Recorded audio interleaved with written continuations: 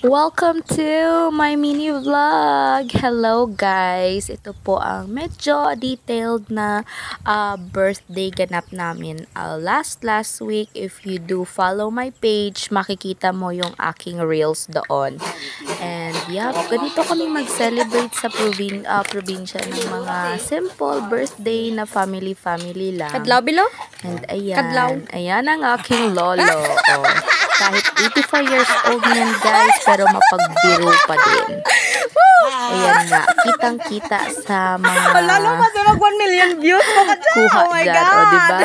Tawang-tawa ako. Ay lolo, kahit hindi million views, basta million lifetime with you, okay na. At ayan, yan yung mga handa namin. Birthday nga soft drinks mo. Puro sponsors yan ng mga family members. At yan, sino kayo dyan? Handaan na may gulay, tinulang gulay, healthy. At yan yung mga ganap ni Arlo during that time. Hindi siya mapakali, hindi mo siya mapapaalis kay lolo niya. Kaya always siya kay lolo niya.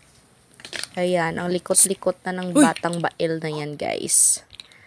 And yep, the favorite play na gusto niya talaga is playing peek-a-boo. And talagang naa-amaze ako sa batang ito kasi kaya na niyang Mama, basta peek-a-boo, alam niya kung anong gagawin. Peek-a-boo! Kung hindi ganyan, sometimes sa kortina, ika-cover niya ang kanyang face, tsaka magsisay ka lang ng peek-a-boo. Alam niya na kung anong gagawin niya. And ayan yung mga handa. Ayan.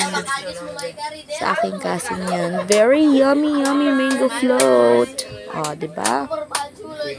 Happy birthday, Lolo! We love you! Ang saya-saya lang, no?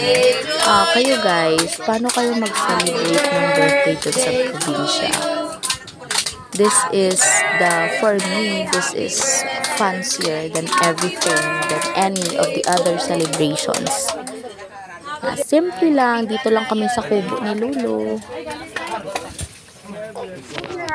Magdadala ang mga sponsors ng food. And lahat ng samban ay nandito. Diba? Welcome to our family. Ayan na ang awaited part ni Manenay.